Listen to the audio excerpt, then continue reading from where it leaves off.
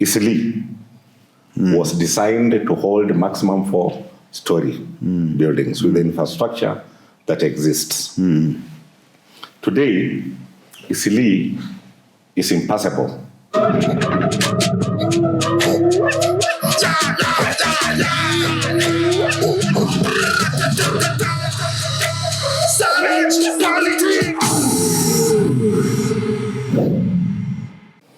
Today, we have a guest who we'll have a conversation with, a known figure in this country, an old hand at journalism, publishing, who understands politics, who has attempted to be in politics, one of the best minds, in my view, this country has produced. Welcome to Savage Politics, my brother Barrack Muluka. Thank you, CJ. It is my singular honor and pleasure to be here with you. Thank you. And I look forward to a robust conversation. Thank you, Barrack. To start us off, taking Kenya as a country and looking at its health today, assuming as a human being, looking at its health and diagnosing what is the problem or the disease or the diseases that afflict the country, and what are the possible remedies and the cures. Because some instances you just need to hold, others you can cure completely. Generally, just looking at the country, where it is, and the condition it's in. Are we in a healthy Kenya? Are we in the country we would love to be?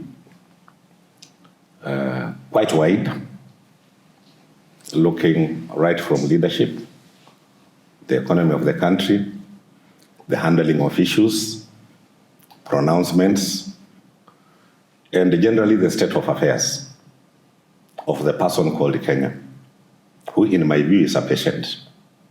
Welcome, Barrack. Thank you, CJ. That's quite a broad brush, and I will try to dissect it and just put it in a few specific contextual reflection prisms. I like your use of the idiom of condition. Condition reminds me of Professor Ali Mazrui's discussion of the African condition, and I see that you are looking at the Kenyan situation within the context of a condition. A condition in the sense that someone is presented before a physician, and the physician is told that we have this person here who is unwell. We are not able to place our finger on what exactly ails him or her, but we know that the person is unwell, and therefore we can talk of a 60-year condition, in which the patient called Kenya finds himself or herself. And so what is the diagnosis? We look at the symptoms and we can see that all is not going well. But we must also give ourselves some kind of framework that we use to attempt to do that diagnosis. Please. And that framework for me would be what has sometimes been called the Kenyan dream.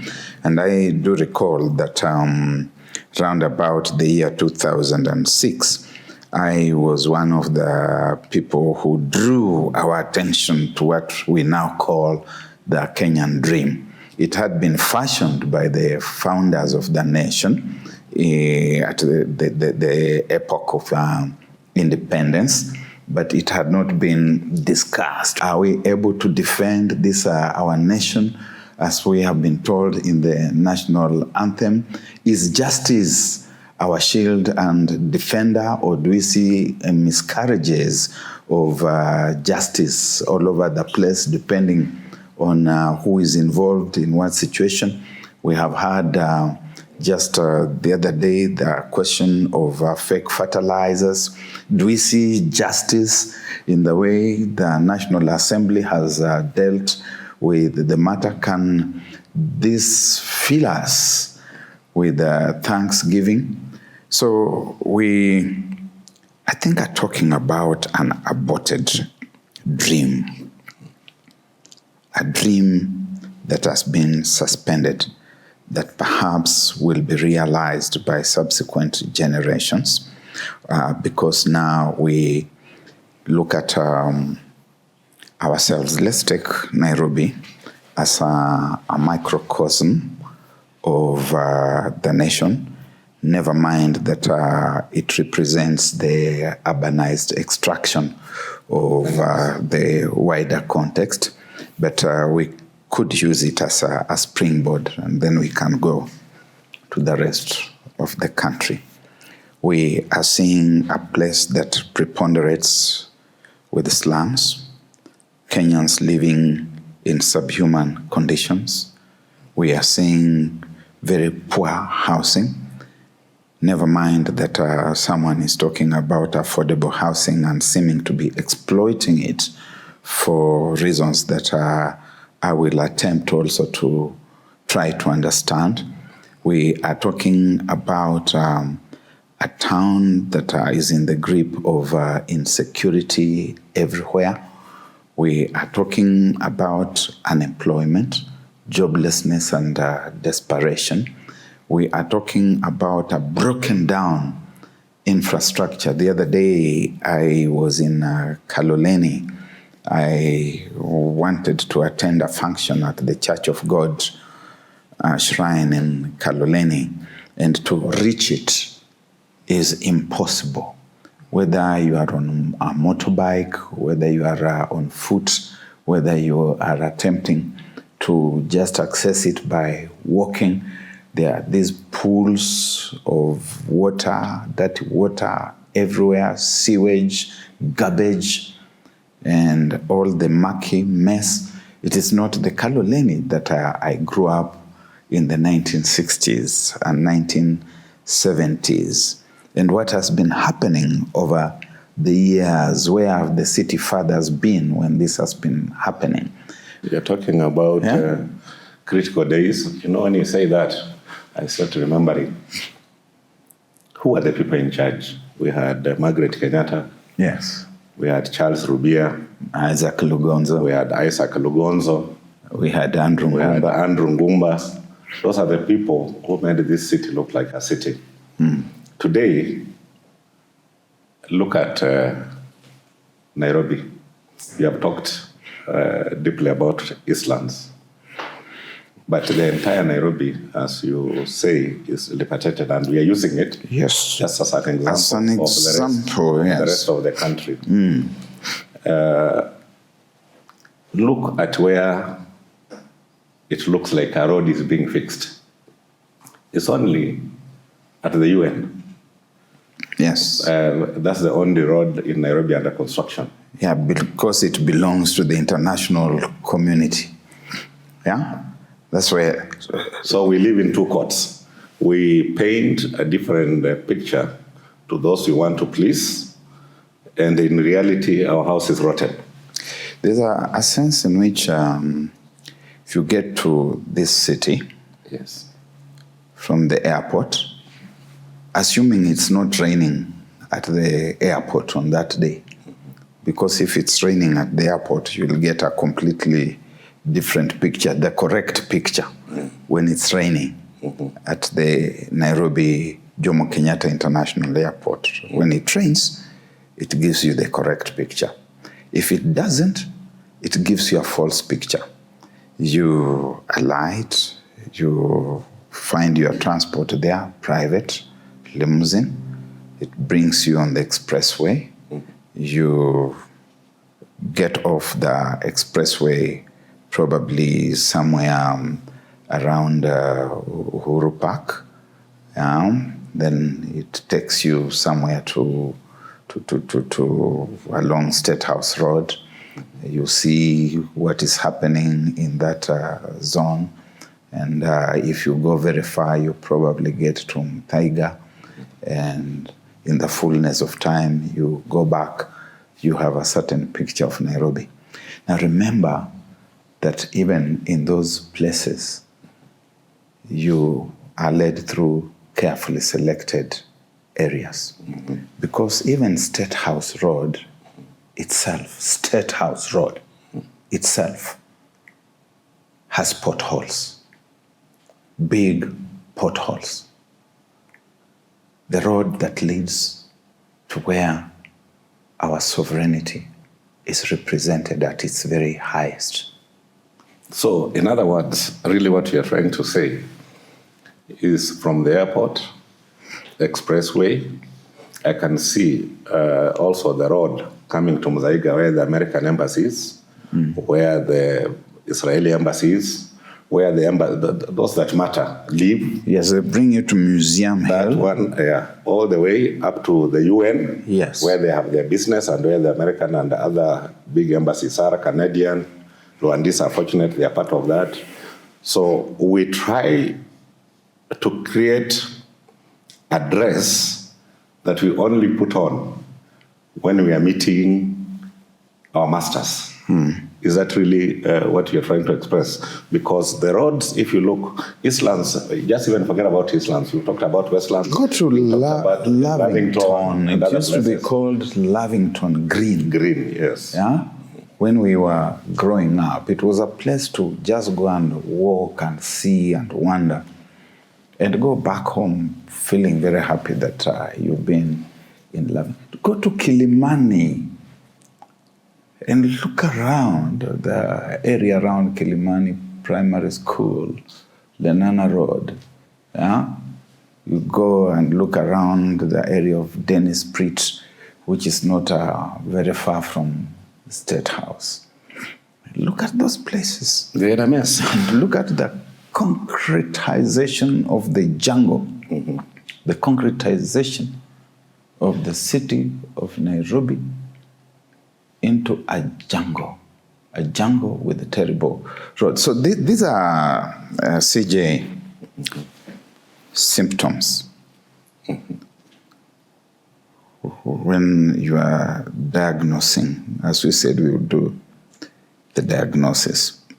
If you ask a lot of people, they will tell you that the problem is corruption. They will tell you it is bad leadership. They'll tell you it is wrong leadership. And recently I talked about something that we call in social science a Kakistocracy, which is ruled by the worst elements, the least competent people to rule. But this Kakistocracy, CJ, Kenya is not Liberia, where some people arrived in State House shooting with a gun. It's not Chad. It's not. Yeah? It's not Libya. It's not. It is a country that boasts of going to elections every 5 years. 5 years since 1963 to where we are, barring a few mishaps here and there, which varied the calendar a little, but the tradition has been maintained. So how do we end up with this kind of Kakistocracy? There's a sense in which we have all contributed. And the bottom line for me is something called greed. We elect greedy leaders. We have got a greedy electorate giving itself greedy Leaders. And these leaders are called representatives. You know, words are very... They represent. Very important, CJ. As a Christian gentleman, I've read in the Bible where they say that in the beginning there was the Word, and the Word Was with God. And the Word was God.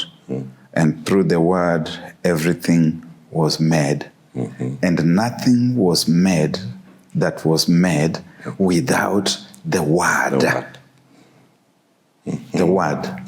When you say representative, these people are a representation of what we are, of who we are. You know, in the laboratory, if you want to carry out an experiment, you're given a substance, a specimen, like the ones Maube used to give us in Chavakali High School many years ago, and say, test specimen A, find out whether it is sugar,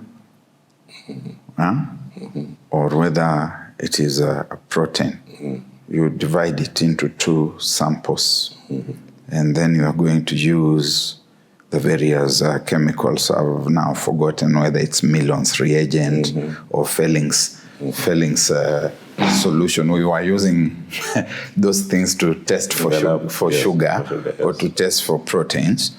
If they give you a whole sack of sugar, you are not going to use your Felling's or Millon's to test the whole sack.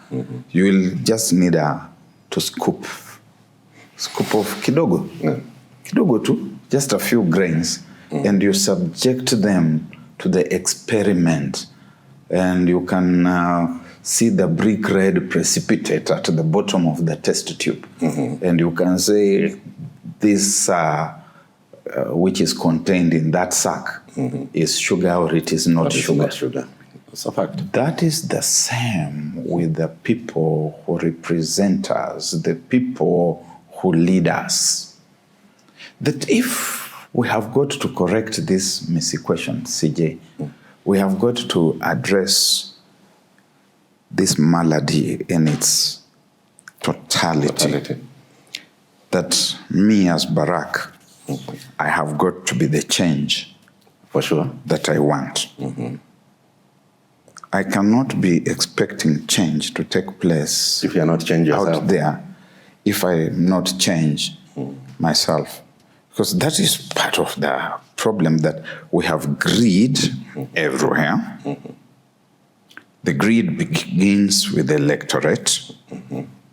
There is a greedy class of people out there who have grabbed every money available. They slice off a portion, they come to bribe, and in the process feed our greed as the electorate.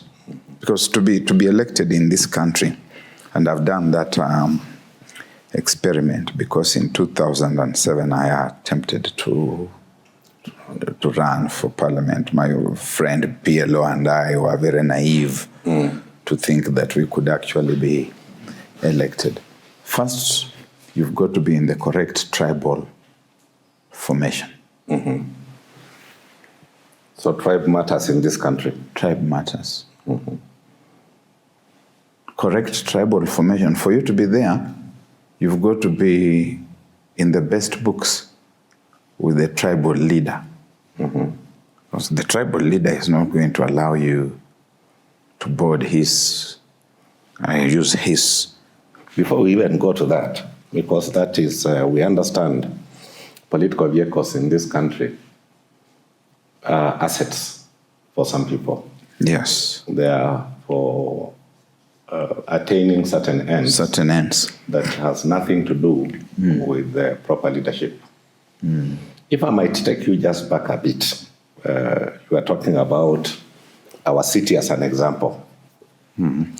At one time, Mombasa Road used to pass I remember I was involved in planning of an estate, which was then taken away from me. And the most that estate would hold was 10,000 housing units. But when it was taken away and I was kicked out, they changed the plan to 13,000, meaning land meant for open space, for children to play, was not there, was removed and replaced with housing. Meaning land meant for schools, nursery schools, secondary schools, all was turned into housing.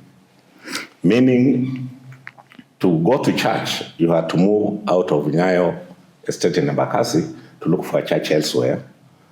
To go to a mosque, you have to drive from there to look for a mosque elsewhere. Just, there was no public utility land that was left. It was all exploited and turned into houses because of greed. Greed. And that then created very huge traffic jam on Mombasa Road.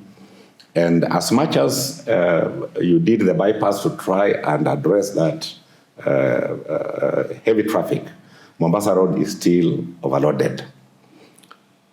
Isili was designed to hold maximum 4-story buildings with the infrastructure that exists. Today, Isili is impassable with the approval of Nairobi City County, or I don't know whether it is Nairobi City Council then, no, but I think it's a city county. It's both. It's both, to go up to 12 stories. Isili is literally impassable. Yeah. And you even feel that effect on Thika Road, despite it having been expanded and all those things. There is no extra land in Isili to build schools, to build churches, to provide playgrounds for children. And yet, the proposal is you can go up to 30 stories. If you look at that kind of population, which will be more than twice the population we have in that area right now, how will you evacuate those people to the city? How will you evacuate them to the working places? If you imagine the end result of that kind of population and look at the infrastructure that exists, we have Outer Ring Road, which is a dual carriageway now. We have the Eastern Bypass. A very congested one. Yes, we have the Eastern Bypass. Yes. Meaning, to come to Nairobi, you'll have to go that direction, try and use the Eastern Bypass. And meaning, even the people we're trying to impress, the foreigners who live in Muzaiga, who live at the UN, by putting up very good houses, finally will not be able to come out of their houses. And you are literally blocking the entire Central Province, because from there people will come through Ruaka, people will come through Muzaiga, people will have to find their way to town through Runda, and even up to Naivasha Road, the road going to Naivasha. It means people will have to find a way. We need a new outer ring road. Meaning you are literally Yes. blocking the entire central province region, going into affecting even Rift Valley. The guys coming from coast.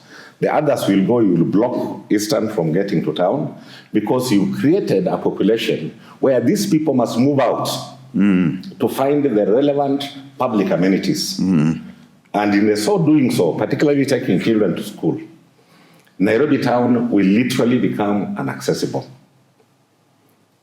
This is the leadership we are talking about. You see, it's a pathetic state of affairs. The place you talk of, which I think is Imara Daima, and the neighborhood, we now have got houses in which normal daylight does not enter. That to be in that house at any given time of the day or night, you must have your lights on. Sunshine cannot. So the city planning, in your view, Do they really utilize their town planners correctly? Greed.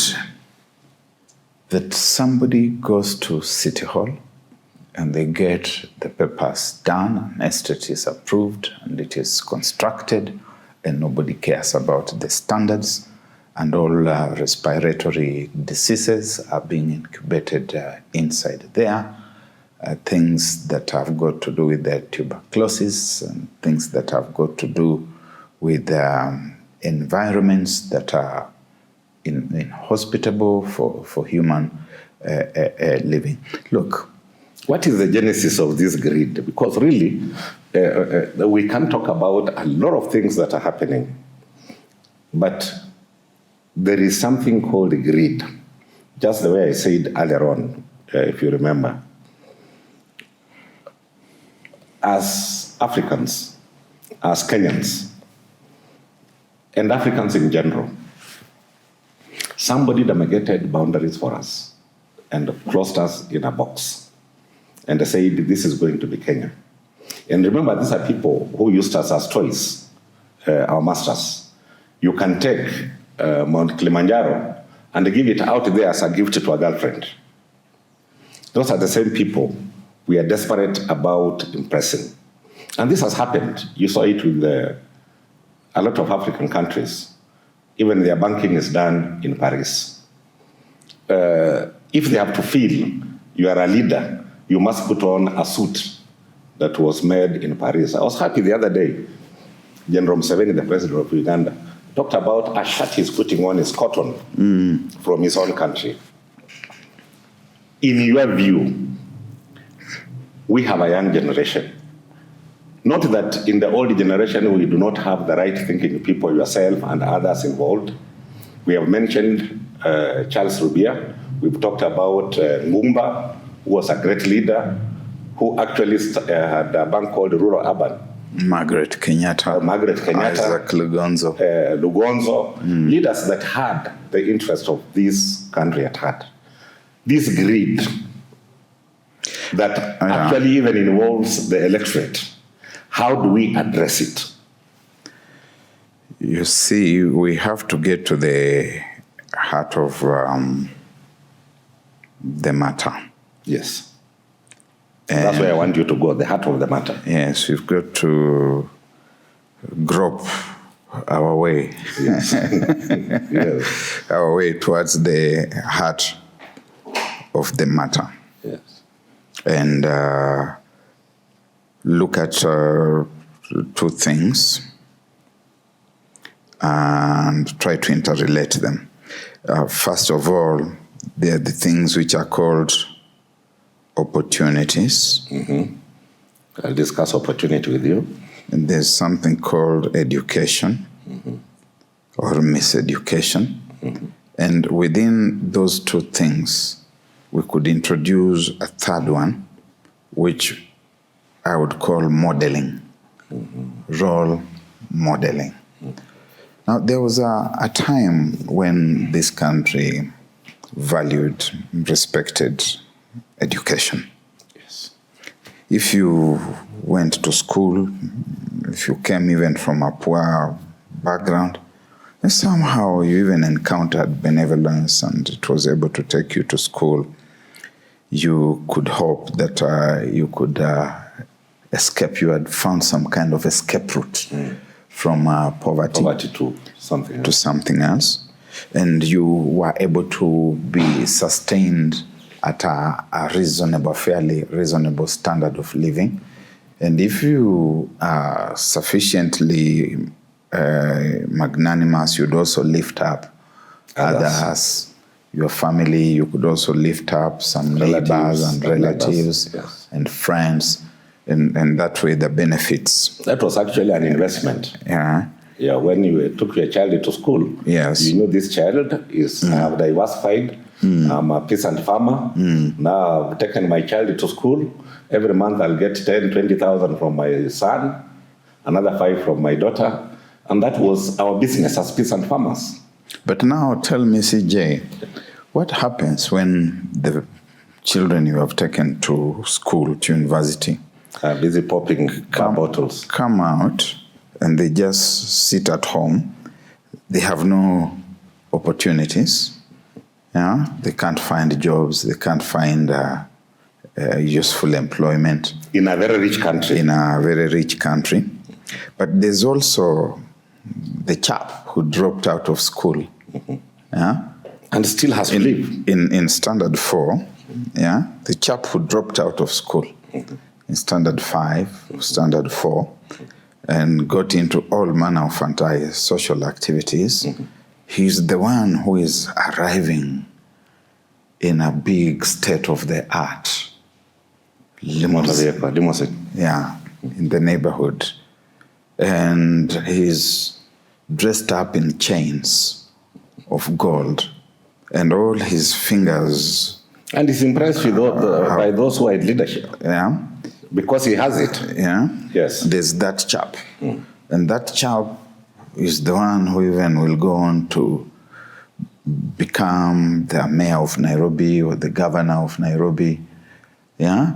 That chap whose background everybody knows that this chap here dropped out of He's a leader of school. He's the leader, and he's got lots of money bags. Then there are these fellows who went to school, who are just hanging around. The fellows whom we are bringing up, who do you think is going to be their role model? The ones who went to university and got 6 degrees, or this one who... Of course, every child and every human being strives to be successful in life, strives to have the comforts of life. And essentially, that is why we always live, because we hope tomorrow will be better.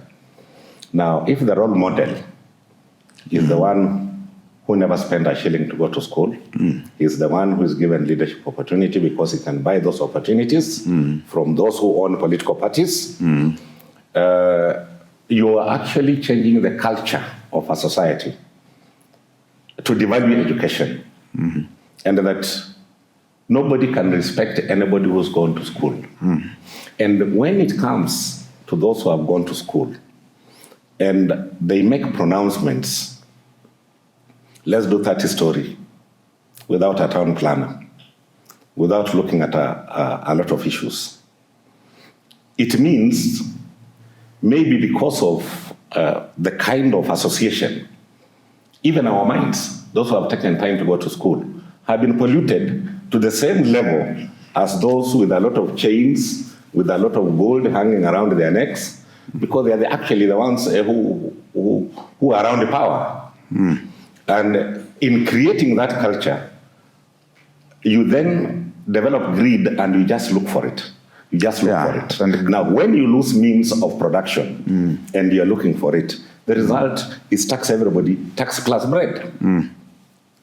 Because you believe that the only way is to take, not to create. Let me ask you, Barrack, with the amount of taxation this country is going through,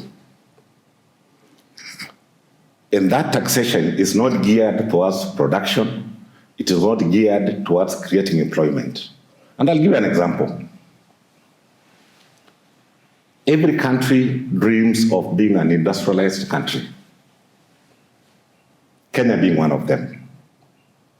This country has a lot of artisan miners. Kenyans trying to exploit our natural resources. We are busy looking for people to come up from out there to invest in those resources. Yet you have a Kenyan trying to do the same work. And as a government, you cannot enable that person to exploit those resources. You collect your taxes, the rest of the wealth is left here in the country.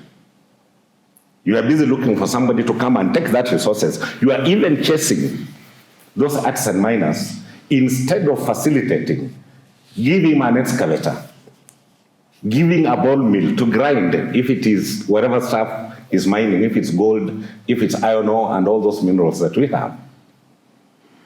And provide, as a society, put up one factory owned by this society, you recover the money as a country because you're taxing these people.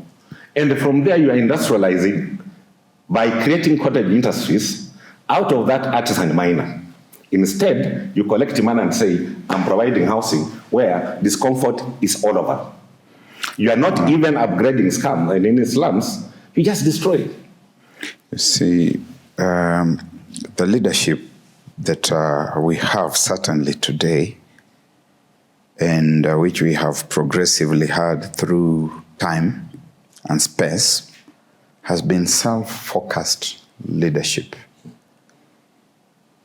It has not been leadership that thinks about the people. Even when we talk about 30 stories in Italy, the people behind this thinking do not have it in mind that they want to provide comfortable housing for the people who are going to occupy those houses in Italy. It's a business. Because have they thought about the amenities? No. Have they thought about the things which you have raised here, the schools, the dispensaries? Have they thought about water? Even creating an industrial park to reduce the number of people moving out. Have they thought about sewage? How it's going to move from that concrete jungle called Italy, and where it's going to disgorge? Probably, if there's one, it's going to disgorge in Nairobi River. Have they thought about the sanctity of that river? You know, all over the world, settlements, human settlements, have grown up around rivers.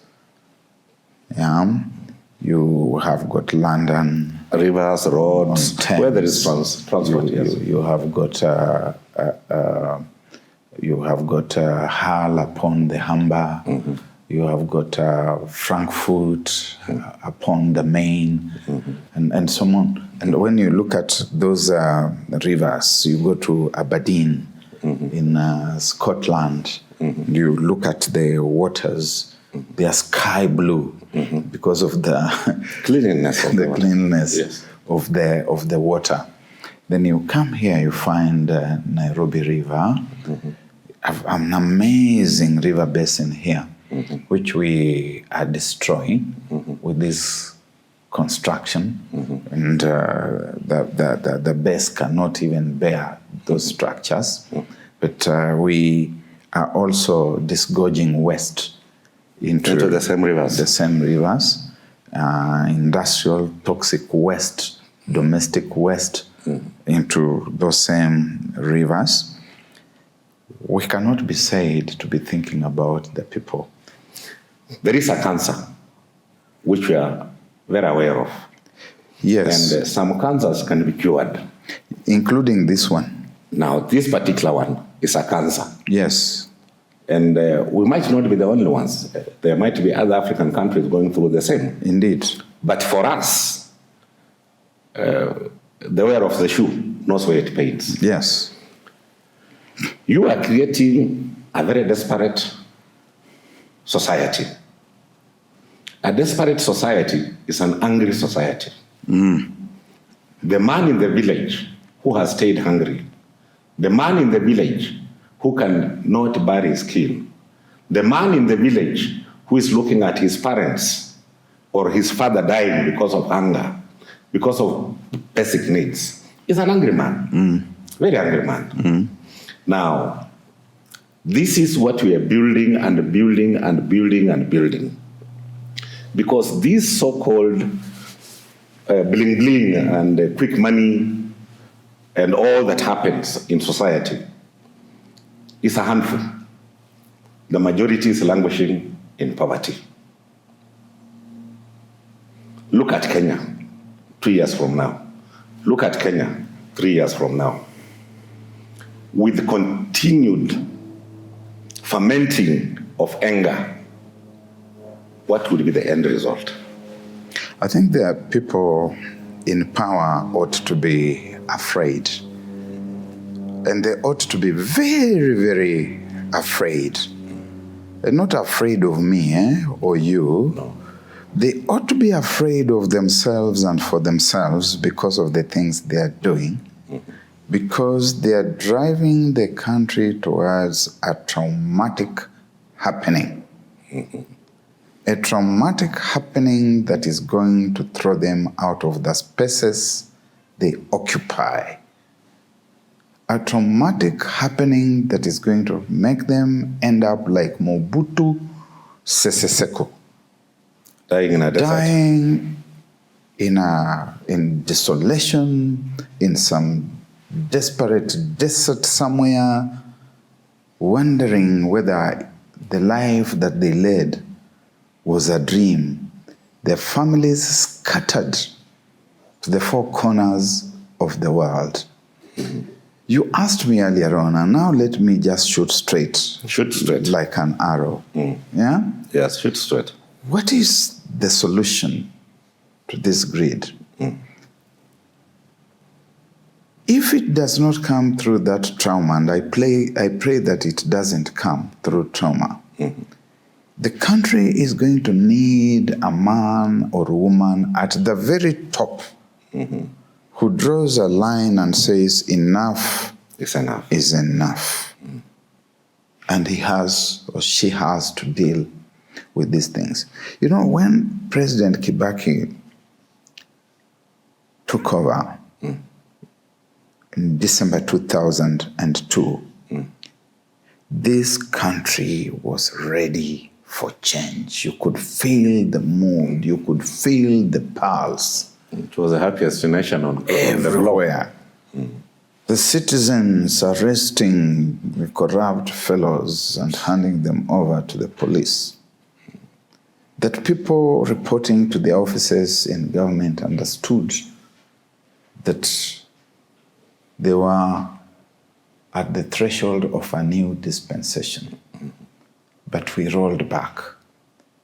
2002 was a turning point when the history of this country failed to turn. And after that, we have had many dawns of hope that has not transited into mornings of fulfillment. The person at the very top decides that this greed must end. And she must begin with himself or herself. Because there's no way you are going to be at the very top and you are harboring greed and you are telling everybody else, don't be greedy, because that greed percolates, it cascades and percolates somewhere down there into the kind of mess that we live in. The day the country has somebody at the very top who says, Apana, you are my brother, utaenda jela. You are my sister, utaenda jela. But we have a situation where even things that look very obvious, Parliament has been captured. It's a sanitizer. Its role is to sanitize thieves. Its role is to put in place draconian legislation that facilitates and protects theft. They are attempting the same with the judiciary. So far, they haven't succeeded. Perhaps someday they're going to succeed. The very person at the very top, and the citizen who watches, who listens, who understands that he or she must contribute to the change that the country needs by putting in place the right leadership, not leadership that is going to serve itself so that it comes with some grains that it throws at you on a hook, and you swallow those grains, you send them to State House. So in other words, what we are saying, if we don't learn from what has happened in West Africa in a few countries, where young men have come up and said, no, this is our country, and it must change. And they are doing some of the things I'm telling you. Getting arts and miners, trying to facilitate the relevant equipment for them to produce. In any event, there's no wealth leaving the country. You'll take your taxes, develop the country from them, because we've expanded the base, by creating many industries, and therefore you can raise a lot of money, meaning you can bring taxation down.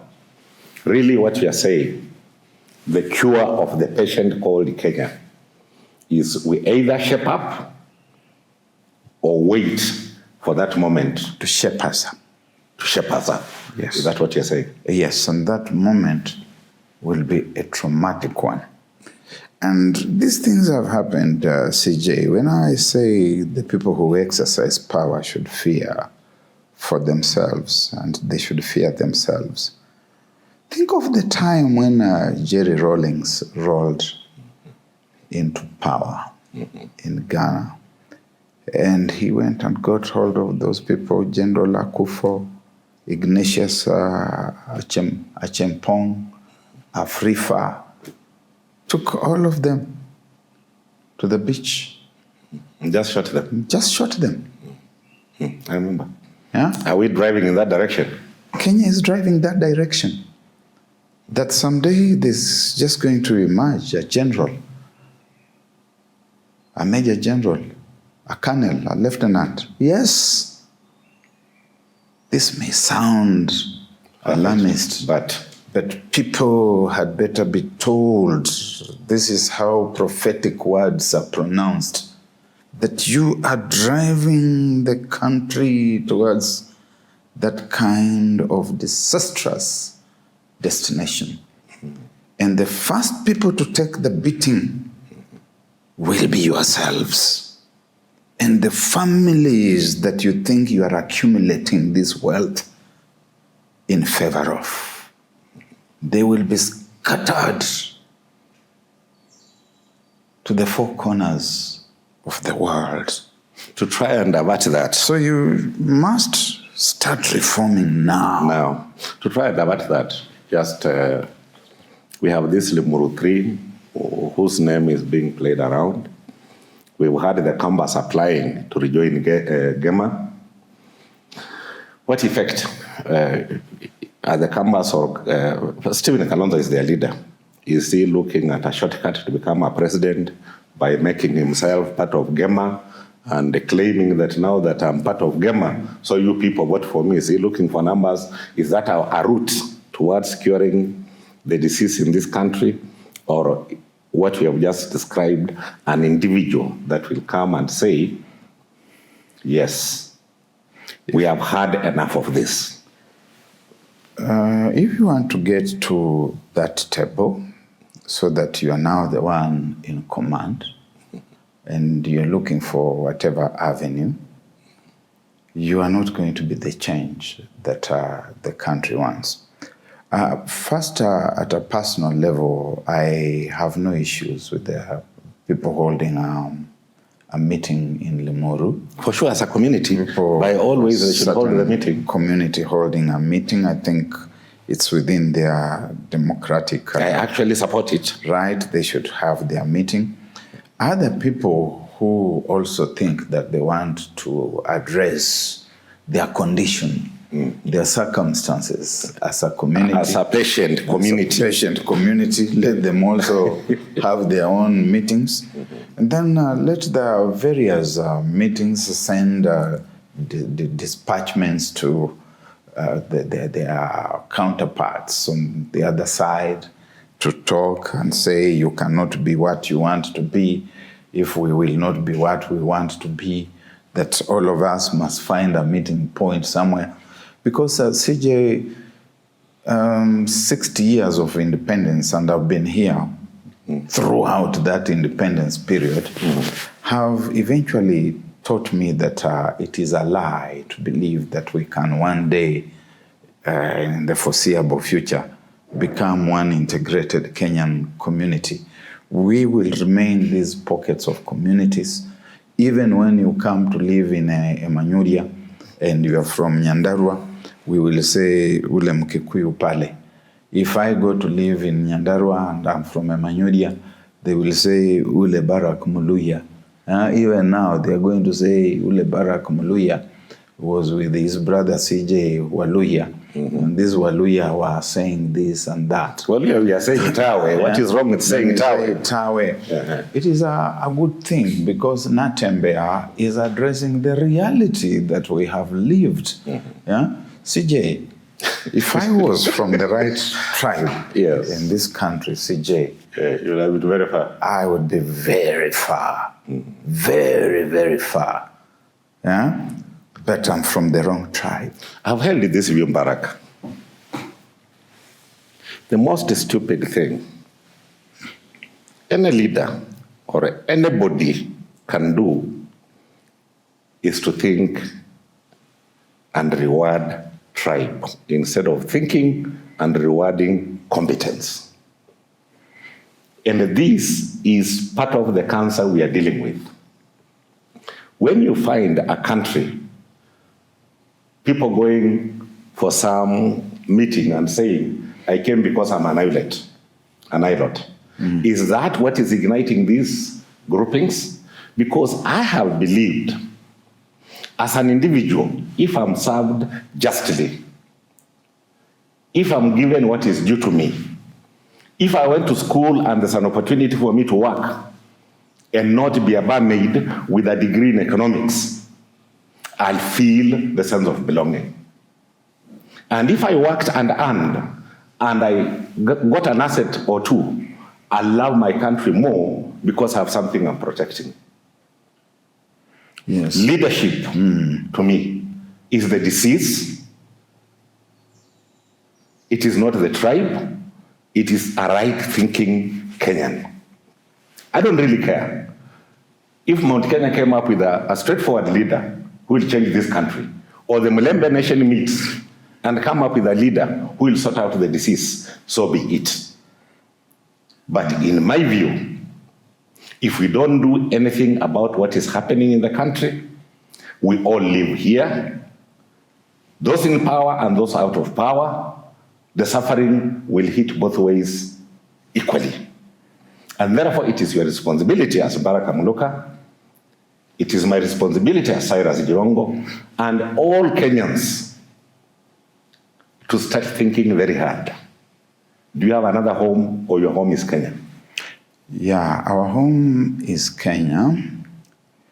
President Ruto may not think that we are all Kenyans and that we all deserve equal opportunities. And those who are counterposed to him may not think that we are all Kenyan, and they may be thinking about how to get themselves into the space he occupies so that they can do what he does.